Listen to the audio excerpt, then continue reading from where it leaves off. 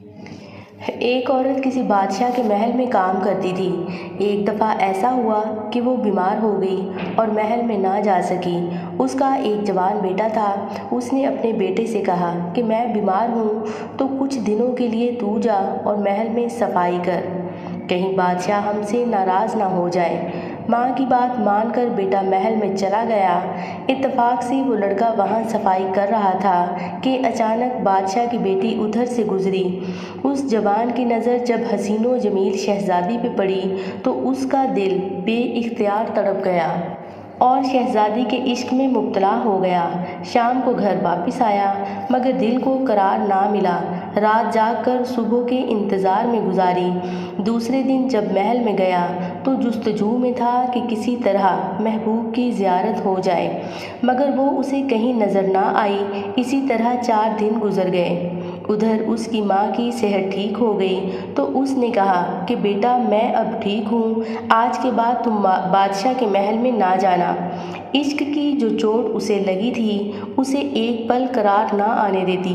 رفتہ رفتہ اس نے کھانا پینا بھی چھوڑ دیا اور اتنا بیمار ہوا کہ چارپائی پر آ گیا۔ ماں نے اسے پوچھا کہ تجھے کیا ہو گیا ہے جس نے تیری حالت یہ کر دی؟ اس جوان نے ہمت کر کے ماں کو سب قصہ سنا دیا۔ ماں بیٹے کی بات سن کر پریشان ہو گئی اور اسے سمجھانے لگی کہ بیٹا تو اپنی حیثیت سے کہیں بڑی خواہش کر بیٹھا ہے، اسے بھول جا۔ کہاں بادشاہ کی بیٹی اور کہاں ہم غریب لوگ۔ اس نے کہا ماں میں سب جانتا ہوں مگر میرے بس میں نہیں کہ اسے بھلا سکوں۔ اس کا عشق سچا تھا، اس لیے ادھر شہزادی کے دل میں بھی کچھ جستجو پیدا ہوئی۔ دوسرے دن شہزادی نے لڑکے کی ماں سے پوچھ لیا کہ جب تم بیمار تھی تو ایک جوان جو محل کی صفائی کے لیے آتا تھا وہ کون تھا؟ ماں نے اسے بتایا کہ وہ میرا بیٹا تھا اور اب وہ بہت بیمار ہے اور بستر مرگ پہ ہے۔ شہزادی نے پوچھ لیا کہ کیوں؟ تو ماں نے کہا کہ اگر جان کی ایمان ہو تو سچ بتاؤں۔ شہزادی نے کہا بتا کیا ہوا اسے؟ یہ قصہ سنا۔ ماں نے شہزادی کو سب سچ بتایا۔ وہ ایک نظر تجھے دیکھ کے تیرا عاشق ہوا، اس کی خواہش تھی کہ دوبارہ تجھے دیکھے مگر دیکھ نہیں سکا اور اب موت کے قریب ہے۔ شہزادی نے ساری بات سنی اور کہا کہ میں چاہوں بھی تو اسے مل نہیں سکتی مگر اتنا کر سکتی ہوں کہ اسے جا کے کہہ اپنا بھیس بدل اور شہر کے دروازے پہ جا کے بیٹھ جا، کسی سے بات نہ کر، کوئی کھانے کو دے تو کھا لے ورنہ بھوکا پیاسا بیٹھا رہے کہ کسی سے کچھ طلب نہ کرے۔ لوگ سمجھیں گے کہ کوئی فقیر ہے، اللہ والا ہے۔ کچھ دنوں میں جب اس کا چرچا ہو جائے گا تو لوگ اس کی زیارت کو جائیں گے تو میں بھی اپنے باپ سے کہوں گی کہ شہر کے باہر کوئی فقیر آیا ہے، مجھے اس کی زیارت کے لیے جانے دیں۔ اس طرح وہ مجھے ایک بار دیکھ لے گا اور شاید قرار مل جائے اور تیرا بیٹا ٹھیک ہو جائے۔ میں بس یہ کر سکتی ہوں اور کچھ میرے بھی بس میں نہیں۔ اس کی ماں نے ایسا ہی کیا۔ اس کے بیٹے نے فقیروں کا بھیس بدلا اور شہر کے باہر جا کر بیٹھ گیا۔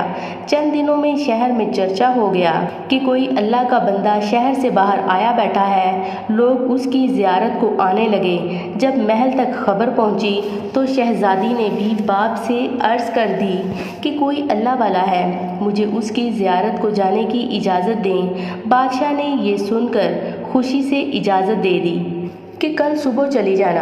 ادھر شہزادی کو اجازت ملی اور ادھر اس عاشق کے دل میں یہ خیال گزرا کہ میں نے تو جھوٹا بھیس بنایا ہے اللہ والوں کا، اور اتنی عزت اور اتنی نعمتیں مل رہی ہیں کہ لوگ ادب میں میرے سامنے کھڑے ہیں، تو جو لوگ سچ میں اللہ کے فقیر ہو جاتے ہیں ان کو کیا مقام ملتا ہوگا۔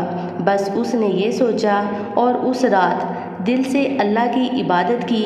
اللہ پاک نے اس کی آنکھوں کو اپنی معرفت کے نور سے سیراب کر دیا۔ صبح تک اس کی دنیا بدل چکی تھی۔ شہزادی جب صبح اس کی زیارت کو پہنچی، اس کے سامنے آ کر بیٹھ گئی تو اس نے نگاہ اٹھا کے بھی نہ دیکھا۔ وہ بہت حیران ہو گئی اور اس سے پوچھا کہ تو دیکھتا کیوں نہیں؟ اس جوان نے کہا کہ تجھے کیا دیکھوں، تیرا حسن نجاستوں سے بھرا ہے۔ میرے سامنے جنت کی وہ حوریں بیٹھی ہیں اس دنیا میں جن کی کوئی مثال نہیں، جو نجاستوں اور کثافتوں سے پاک ہیں، ان کا حسن دنیا کو روشن کر رہا ہے۔ جب شہزادی نے یہ بات سنی تو آگے بڑھ کر اس کے منہ پہ تماچا دے مارا اور کہا، میری وجہ سے تو یہاں تک پہنچا، جو تجھے نظر آ رہا ہے اب مجھے بھی دکھا۔ جوان نے کہا، اگر تجھے بھی ایسی زندگی چاہیے تو دنیا چھوڑ کر اور میرے ساتھ بیٹھ جا۔ اس شہزادی نے بھی دنیا ترک کی، وہ عارف بن گیا، وہ عارفہ بن گئی، عشق حقیقی کی حقدار بس ذات خدا ہے۔ سبحان اللہ۔